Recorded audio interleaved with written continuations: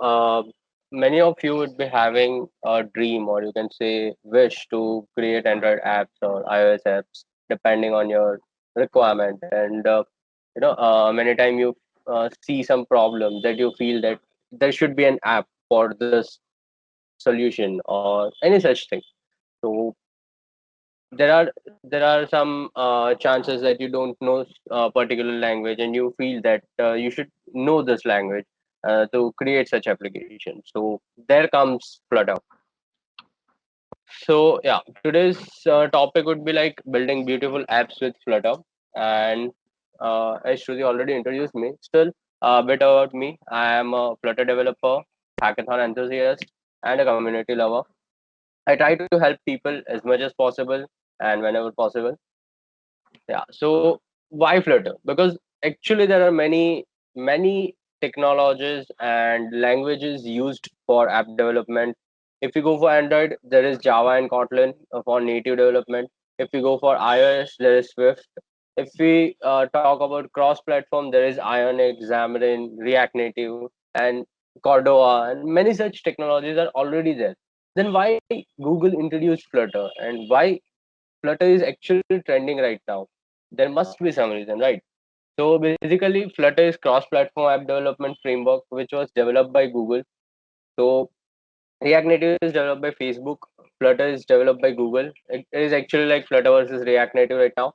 But depending on the what is it? Depending on the situation, developers use Flutter or React Native.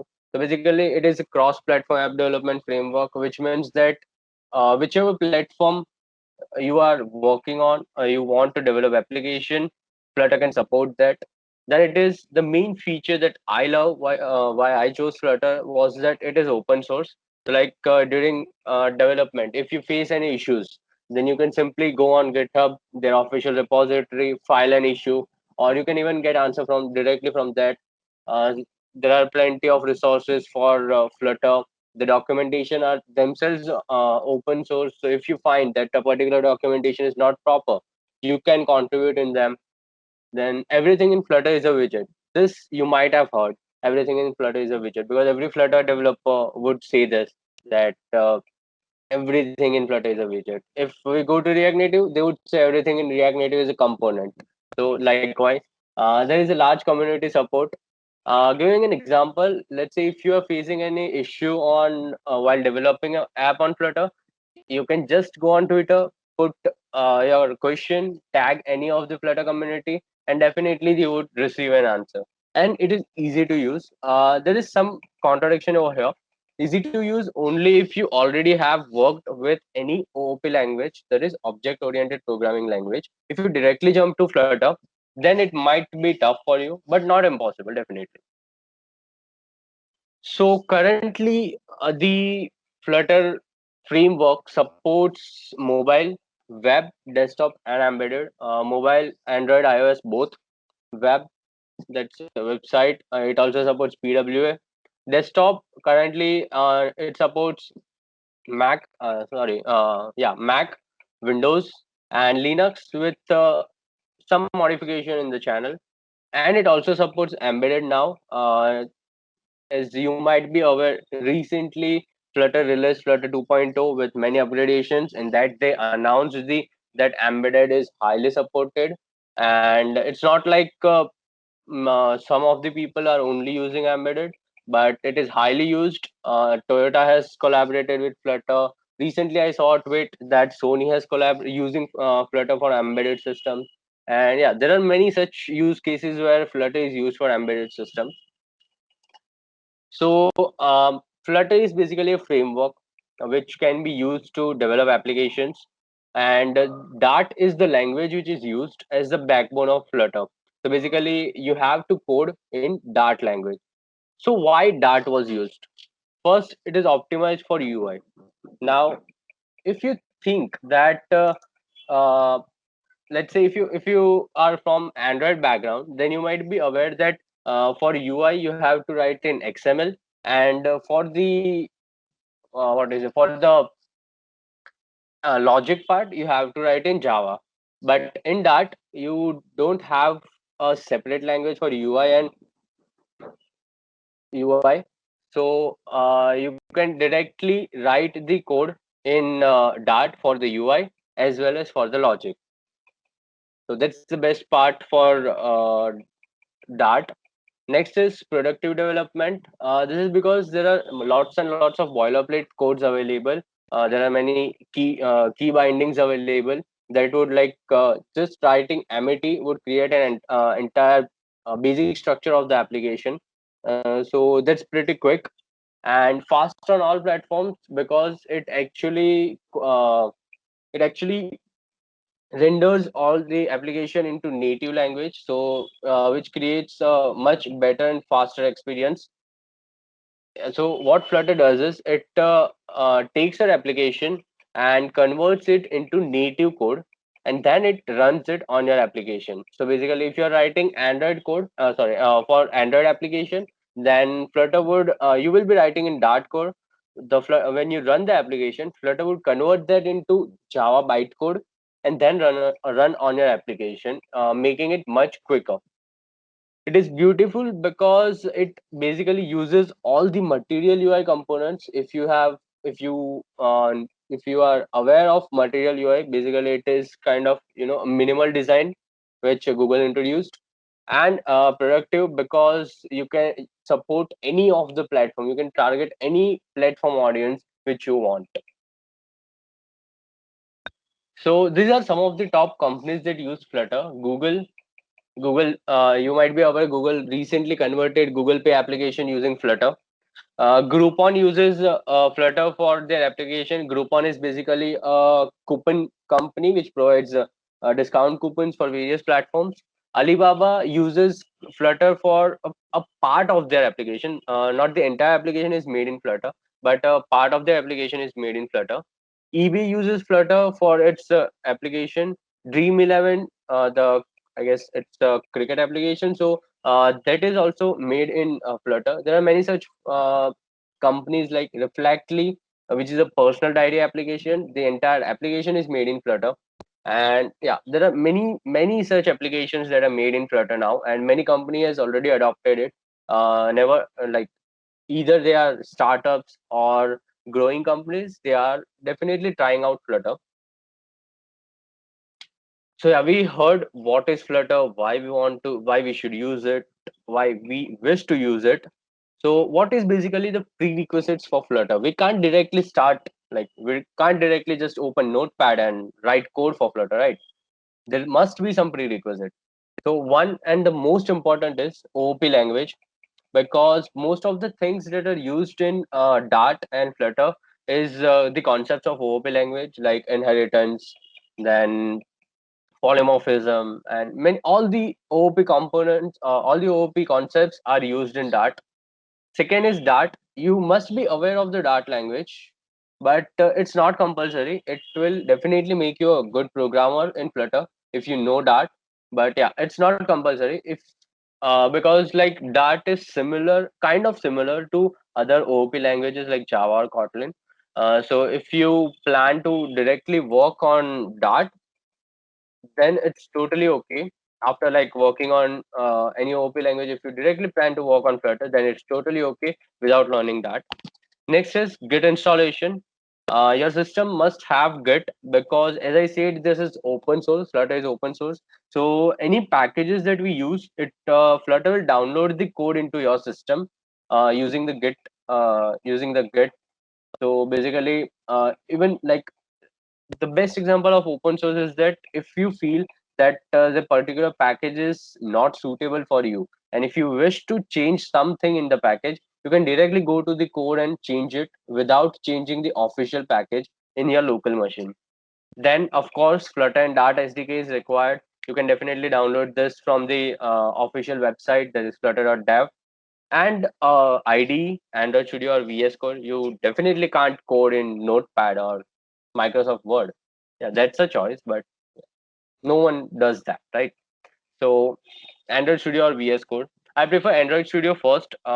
You should download Android Studio because when you set up, it would download the Android SDK, which is really important, and then you can move to VS Code. I did that. So we saw what is the prerequisite. Now, how Flutter apps actually work. I already gave a bit of this, that it converts your application into native code and then run. So this is kind of diagram where you write your code on the top level. You write your code that is on in Dart language. The Flutter framework takes that Dart language code and compresses it, or you can say strip the libraries which are not required. After that, it uses the C++ Flutter engine, which is called Skia engine in Flutter language. Skia engine.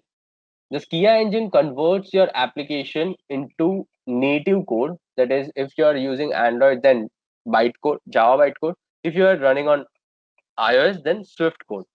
Similarly, if you are developing website using it, it will convert into HTML, CSS, and JavaScript, and then it will run on your iOS Android runner. That is, this will be the virtual machine which allows our Flutter code to run on our hardware.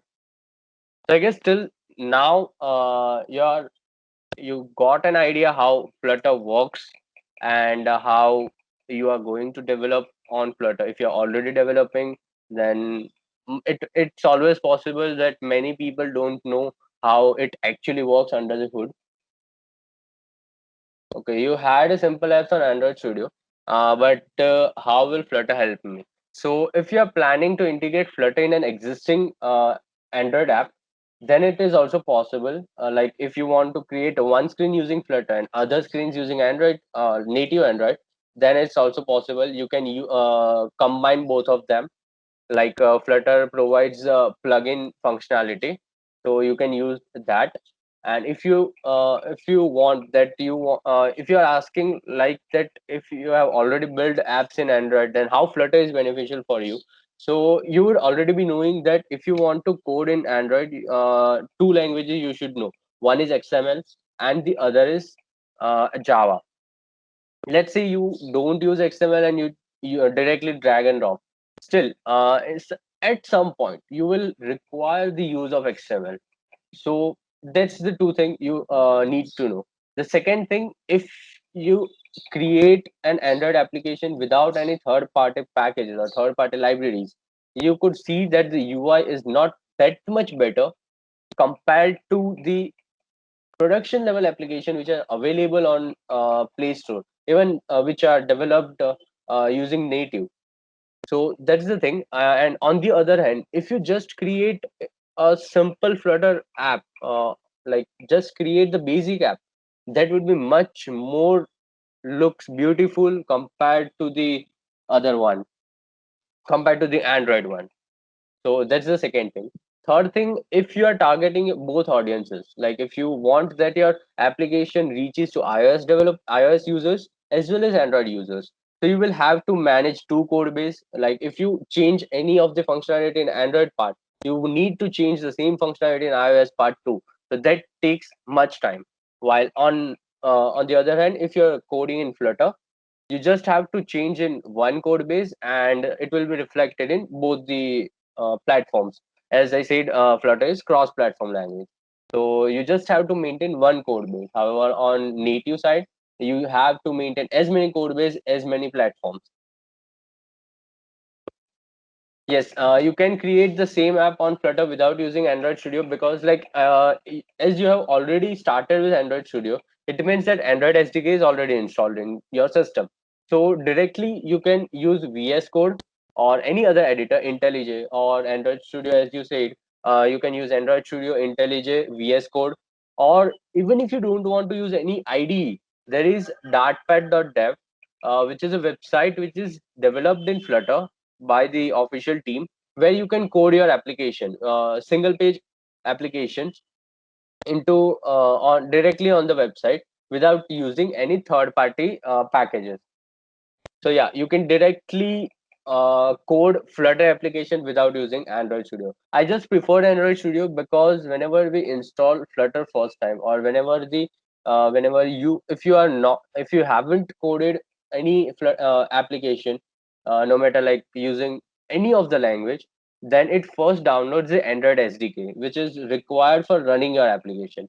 But as you said that you have already created some applications in Android Studio, so you can directly start with Flutter without Android Studio also.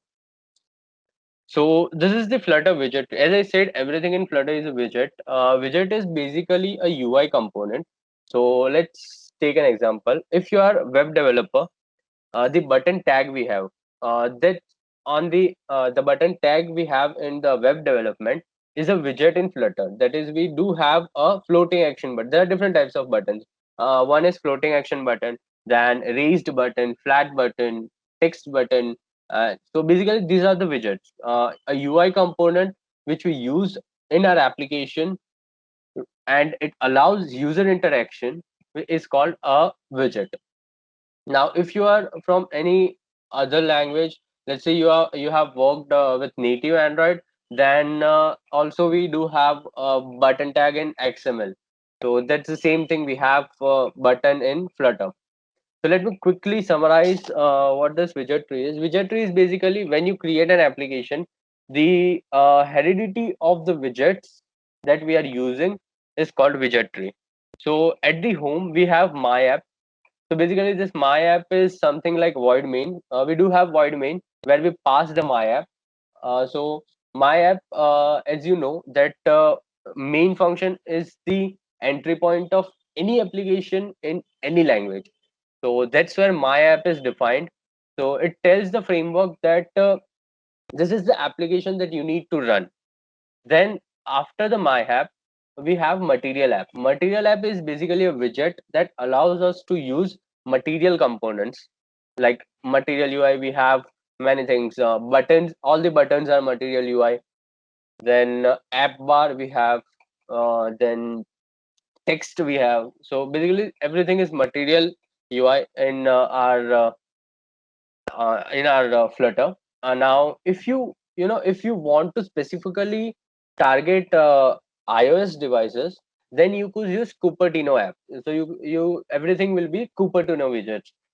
So button, like we have a text button, there we do have Cupertino button, then Cupertino app bar likewise. Then we have my homepage. So basically this will be our class. This is not a widget, this is our class. My homepage will be our first class that will run when that will be shown when our application is run.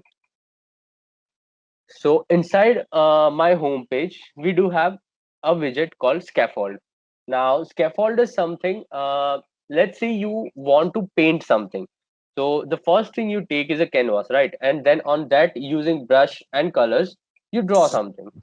So in the similar way, scaffold is a canvas for our Flutter application where you can draw all your widgets. And these are some of the widgets. That is app bar. App bar is basically the top bar of the application. If you consider Instagram, the top bar where you can see the Instagram name and DM icon, that's the app bar. Text allows us to display any text on the screen.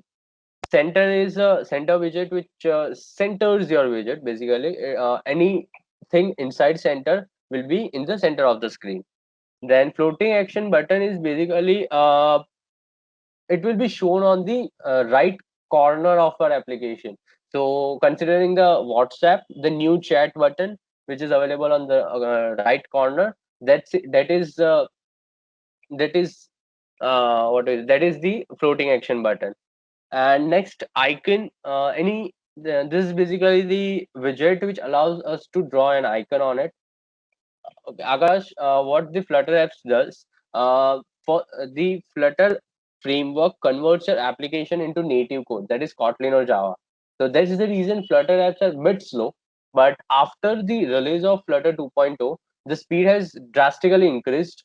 If you haven't updated to Flutter 2.0, I would say please update if you are already using it, because the speed has drastically changed. If you are already a Flutter developer, let me tell you, the engine that Flutter was using, that is R8 Skia engine, which basically uses R8 component to strip the library. So for that, they have done a lot of changes in R8, and due to that, the speed has increased drastically. And yeah, and even one thing, it might be possible that you are running your application on debug mode. So if you are running on debug, it will definitely lag a bit. But if you run it on release mode, then you can see the speed change.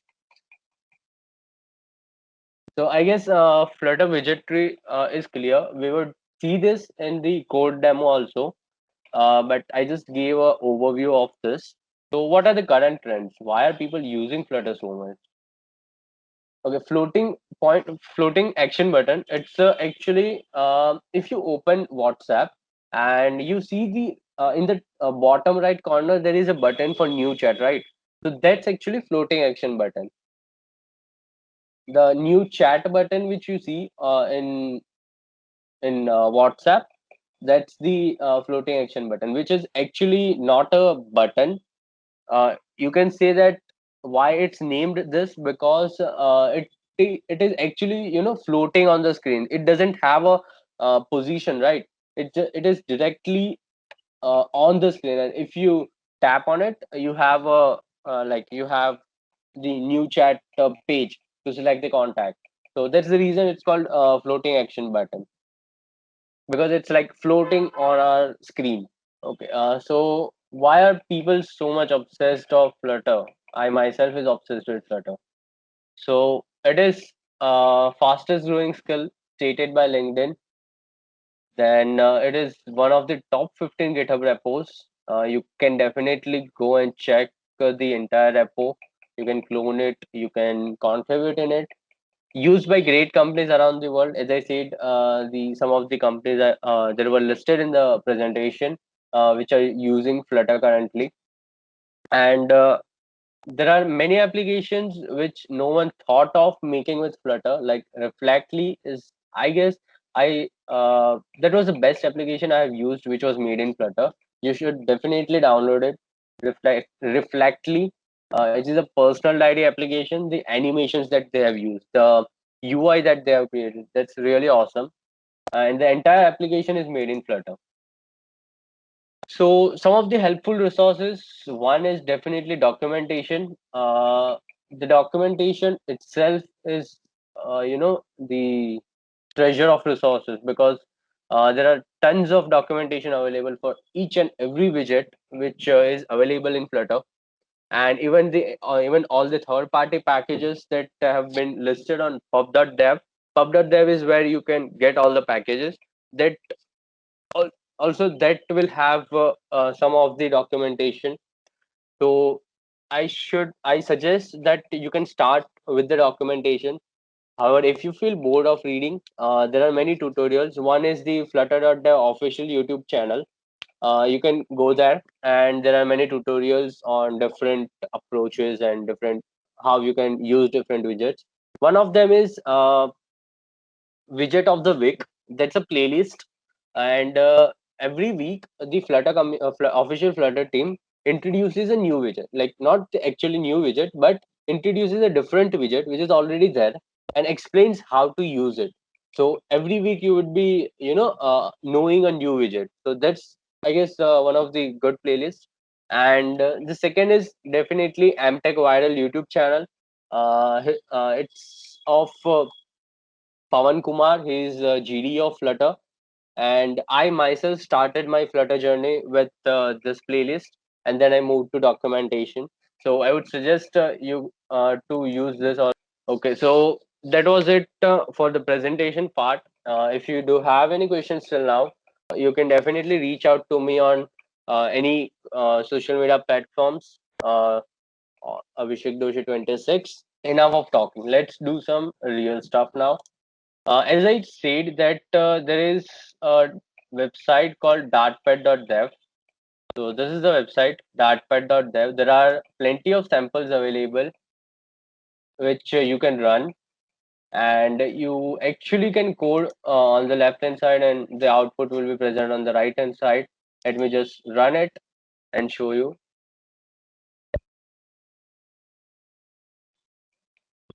So dartpad.dev is basically just made to try out Flutter.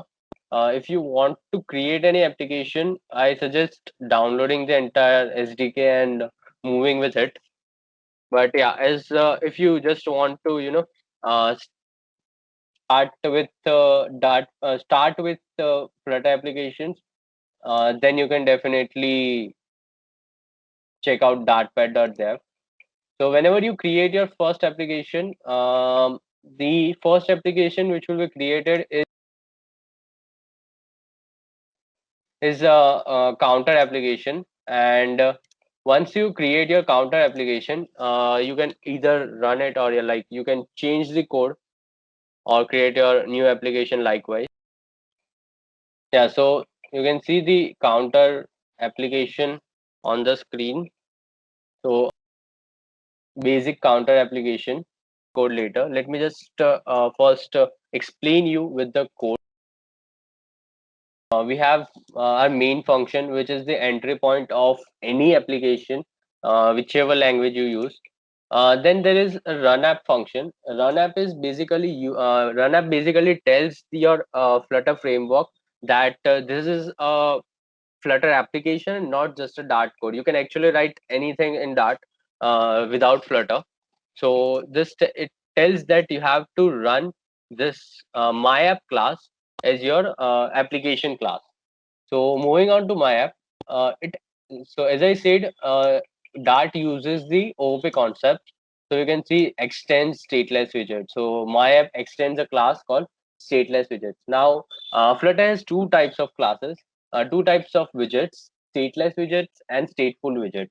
So basically, stateless widget is anything that doesn't change its state throughout the life cycle of your application, like starting to the ending of your application. Now, and a stateful widget is something that changes its state in the different screens, or in the same screen it changes its state. Now, actually, what is a state? So let's say this top app bar. This is the app bar, right? So the text that we can see, the counter example text, that is constant throughout the application, right? So this is a stateless widget. However, when we click on the button, the value here should be increased. So that's a stateful widget because it changes its value during the runtime of the application. So I hope that's clear. So inside our stateless widget, we have used a build method. So basically, build method, it does what its name is. It builds your application, or you can say it builds your screen, and anything inside your build method would be visible on your screen. Now it takes a parameter called build context. So basically, context is the current state of your application. Using the context, you can change the theme of your application, you can change the value of any variables, or you can do many such things using context. Now, as it has a return type of widget, so we have to return a material app. Now if you want, you can use Cupertino. So either you can use Cupertino instead of material app, and material app has many properties. You can see there are many properties: actions, builder, checkboard, off-screen layers, color. You can specify the theme, you can specify dark theme. Then many such things are available. You can see the documentation also. And we specify a home widget. We specify a home over here, home parameter, which is the which will be our home page. Like when we run our application, this class will be our home page. That is the first page of our application. Now moving on to the my home page, it also extends stateless widget, as we have defined that we can use the stateless widget. So you see, this was the reason whenever we increment the counter, the UI wasn't changing because it's stateless widget, and stateless widget doesn't change the state. So that was the reason it was not changing the number on the screen. So in the same way, we have defined a variable that is int counter, and we have a build method. In build method, we have defined scaffold. Scaffold is the canvas of our application. Inside scaffold, we have multiple parameters in the similar way, where we have a floating action button where we can specify a floating action button. So this floating action button is a widget, or you can say a class, which allows us to define a floating action button. This one. In that we have multiple parameters like child, uh, and we can specify an icon on it. Then we have on press, like what will happen when the user presses on the button. Likewise. Now, we do have an app bar parameter in the scaffold where we can specify the app bar. Then we have the body parameter. So body is basically what will be available in the screen, like in the body of our scaffold. So this is the body parameter where we have defined a container. So container is the similar to a box kind of thing where you can display your widgets. So instead of container, there are like many widgets which we can use. We can use column. If you want to display widgets one below another, you can use column. If you want to display widgets one beside another, you can use row. And if you want to display widget one on top of the other, like if you want to display an image, text on an image, then you can use stack widget. And every widget will have a child parameter or a children parameter depending on the widget. Now if you are using column, you have a children parameter. If you are using container, you have child. And we can give color to the container. There are many colors, like let's give it blue and save it and run it. So in like in if you are using id, you don't even have to run it again. You can click on hot reload and the application would display the change. So that's also one of the feature why many people like Flutter, the hot reload and hot restart feature. Hot reload instantly rebuilds your build method. Any changes that is done inside this build method will be reflected in your UI. However, if you do any changes outside the build method, then you can use hot restart. Can we drag and drop button text view etc on Flutter like Android? No, we don't have such functionality directly inside Flutter, but there are many third-party websites where there is drag and drop functionality available, and then you can download the code. So there are many such websites. I actually don't know them, but I have heard of them. That there are many such websites which allows you to drag and drop. And actually if you are a designer, UI designer, that and if you are using Adobe XD, then design made in Adobe XD can be directly converted into Flutter application using the Flutter plugin that is available in Adobe XD.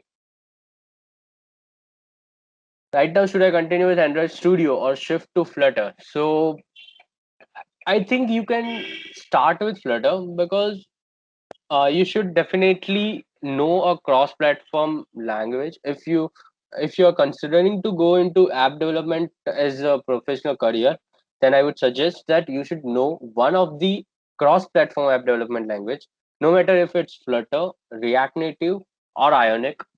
Corda and Xamarin no one uses now. Let's just face the truth. Corda and Xamarin is not used anymore. People use React Native or Flutter for cross-platform. Still, some of the people use Ionic, but there are very few. There was some change in the code. Now we have a stateful widget, and in that you can see here a column is used. So you can see here now you have pushed the button this many times and zero below it. So we have widget below widget, and that's the reason we have used column, where as I said, it has a parameter called children. As multiple widgets are going to be there, so it will be children. If there will be a single widget, then it will be child. And we have one parameter called main axis alignment. So for column, main axis is vertical one, and cross axis is the horizontal one. And for row, it is vice versa. So you can specify, like if you specify center, the widgets will be placed in the center. Now if you specify a start, and again run the application, the widget will be placed on the top, like the starting of the column. Yeah, you can see the widgets are now placed at the top of the column. Same way, there are many parameters like value, center, and space around, space between, space evenly, and start. So if we write end, it will be like below, at the end of the column. Yeah, you can see it is now displayed on the end of the column. Now, as you see that whenever I change anything in the here in the Dartpad, I again need to rerun, right? But if you're using any ID, you can just change it and hot reload it, and it will, like, even not 1 second, it will be loaded on the screen. So yeah, I guess that's other things are same. We have created a function called increment counter where we are incrementing the counter. Now, if you are already familiar with Java or any programming language, we do have the concept for private and public variables, right? So in Flutter, we don't have anything like that.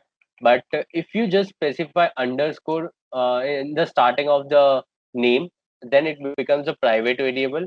And if we just remove underscore and if we just write counter, then it will be a public variable. Same way for class name and method name also. Now, one new thing here is set state. So set state is only available if you are using if you are using a stateful widget. So what set state does is that whenever set state is called, it again rebuilds. It implicitly calls the build method. So if you don't write set state here, I just removed set state and run the application.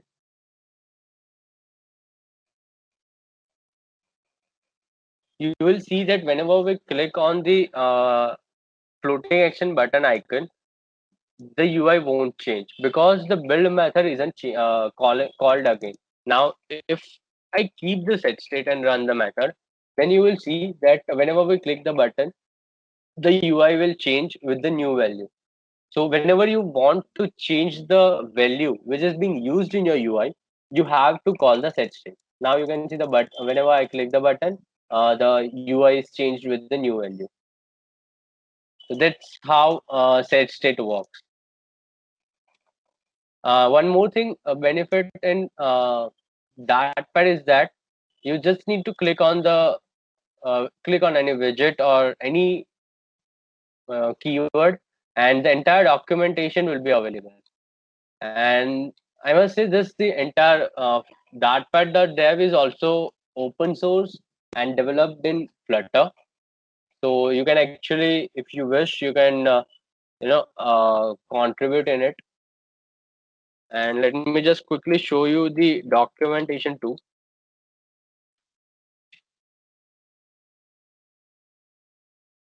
So this is the official documentation. You can go to the docs part, and if you just get started, you will be moved to the installation part, and depending on your OS, you can install everything. The minimum operating system is Windows 7 or later.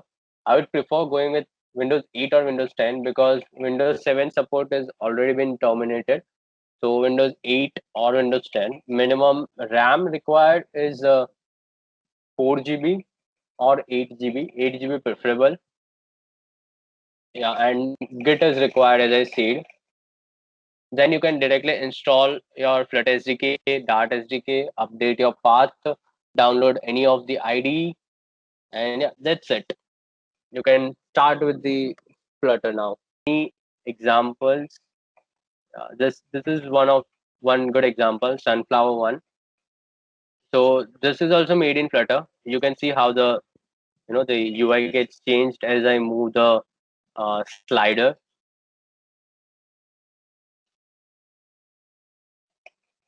And this is a drawer kind of thing. There are many such examples. There are animations example available, and many such examples are available in Dartpad, which you can play with, change the code, and see what happens. Yeah. So, what are the pros and cons of Flutter over React Native? Um, Currently, I didn't find any cons. One of the things that I found was that if you don't know JavaScript, you would not be able to master or be good enough in React Native. However, if you even just know C++, you can go with Flutter because C++ already uses the OP languages, OP concepts. So that's one thing. React Native is bit faster than Flutter that I have heard. I haven't used React Native, so I don't know much about it. But yeah, React Native is bit faster than Flutter. And as React Native has components, Flutter has widgets. Even React Native has a good community reach. Flutter has a good community reach.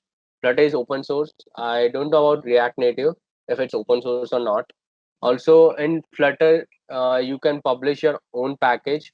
Uh, the website where you can search for all the packages is pub.dev. You can see different packages, and let me show you the one I have made. This contact us is the one I have made. It's kind of just a UI package. So basically, when we if you feel that there is some issues in the package, you can go to report issues and report a new issue over here. You can collaborate with the package maintainer to you know, do some changes you require. I recently merged a pull request. So yeah, that's how Flutter works. You can openly contribute to it, and you see, as I said, there will be documentation for every package that is available. So you can see here's the documentation one. You can directly go to the documentation and read everything. Everything would be available, how you can use a package, what are the pros and cons of that package, everything. That's it from my side.